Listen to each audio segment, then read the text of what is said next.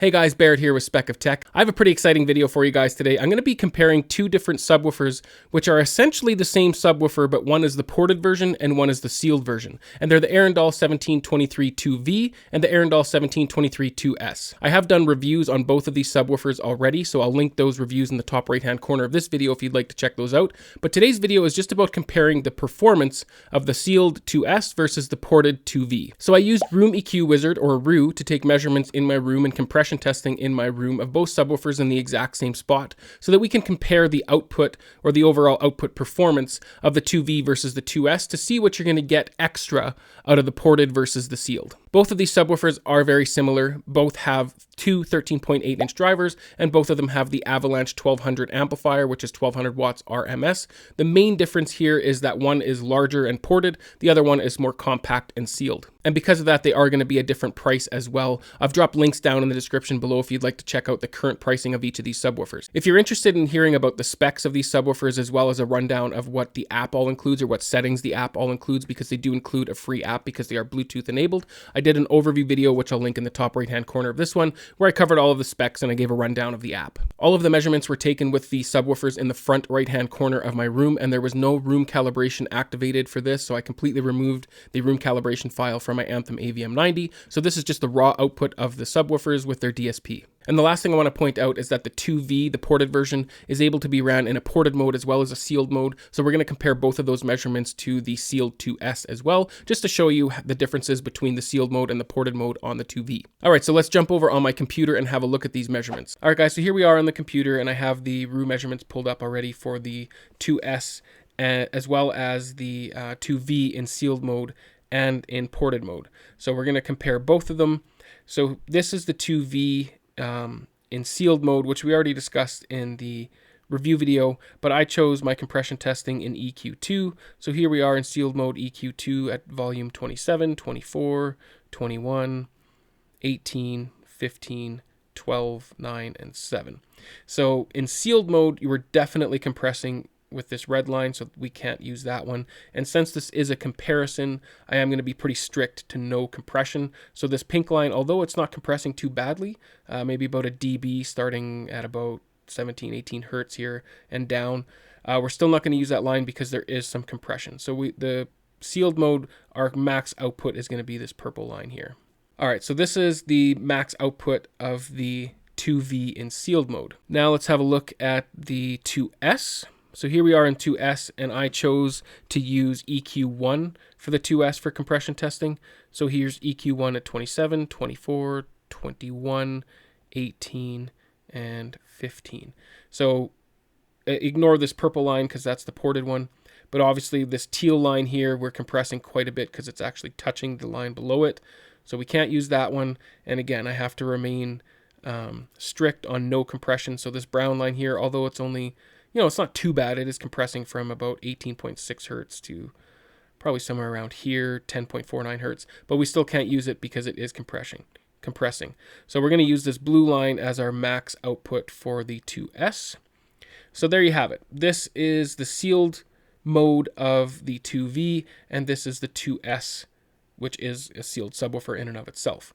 Now, I did not do measurements below 5 hertz for the ported, simply because after 10 hertz, it kind of falls off a cliff. I can give you an idea here.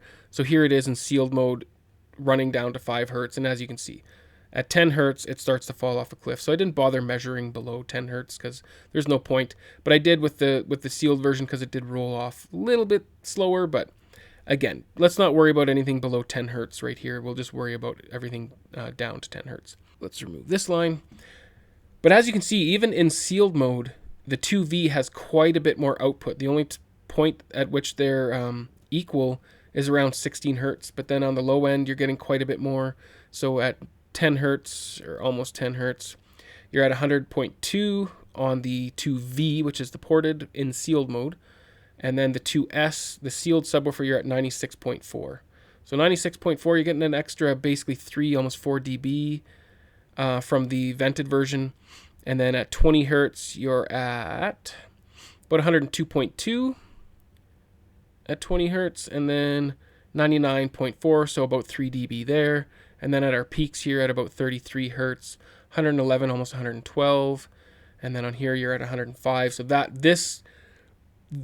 like starting from here, you're getting some pretty significant output increases from the 2V. Like this is going to be very noticeable in your room. At 50 hertz, you're at 103 on the 2V and 95 on the 2S. So this is the benefit of that larger cabinet of the 2V, because the drivers are basically the same, the amplifier is the same. It's just that cabinet size that's giving you the differences. And this is still the 2V in sealed mode. So let's have a look at the 2V in ported mode. We'll get rid of the sealed line, but as you can see, it gets quite a bit more output than the 2S, even in sealed mode. So starting at vented EQ1, there's 27, 24, 21, 18, 15, 12, and that's where we're getting some pretty heavy compression on this purple line. They're getting pretty close to touching, so obviously we can't use that one. The teal line, I mean, there's hardly any compression here, but like I said, I'm going to remain strict, no compression at all. You're seeing a little bit of compression at about 12 to 13 hertz. You're at 102.2 and 100.3. So you're losing about a dB here. Not a whole lot, but it's still compressing. So like I said, I'll remain true, no compression. So this brown line looks pretty linear. I think we're pretty good here to use this line in the vented mode. So let's get rid of the rest of these. So here you are with the brown in vented mode, and then the blue in is the 2S. Pretty much max output before compression. And again, you're getting quite a bit more output here from the 2V versus the sealed version. And this is all going to be very noticeable output. Starting from 10 hertz, 10.4 hertz, this is pretty big increases. So we're at basically the same at 10 hertz, 97 dB, but let's try 15-ish hertz. So around 15, you're at 102.3 on the vented version in vented mode, and 98.8 on the 2S sealed. At 20 hertz, you're at about 105 dB on the vented and vented mode, or the 2V in vented mode, and 99 on the 2S. So that's significant output, guys. 6 dB is quite a bit more output. It takes either double the cone area or double the power to get 3 dB. So for 6 dB, you're basically getting double the cone area and double the power at 20 hertz with the vented 2V. And then at 33 hertz, you're at basically 110 dB at 33 hertz. 110 versus 105, almost 106. So 4 dB, again, that's going to be noticeable. All this is going to be pretty noticeable in your room. So long story short, if you want max output, max noticeable, feel it in your bones, feel it in your room kind of output, the 2V is absolutely the way to go. But if you don't have the room for it, then the sealed 2S is still fantastic output. Like, it's pretty flat down to about 10 hertz here. So still really great output from the 2S, just better from the 2V. There's no question about it. There's no way around it. Let's add the sealed version as well, just to compare all three. I think I started compressing on this one. Yeah, so we want the purple line, minus 12. And here we are in the sealed version, or sorry, the sealed mode of the 2V. So it's almost better to run the 2V in sealed mode unless you really want this output from 26.2 hertz to 12.6 hertz. You do get more from running it in vented in this little low end region here. But then after 12.6 hertz, the sealed version is actually giving you more output in these lower octaves. But it's also giving you quite a bit more in the higher frequencies. So if you're willing to sacrifice, well, let's see, 20 hertz, 105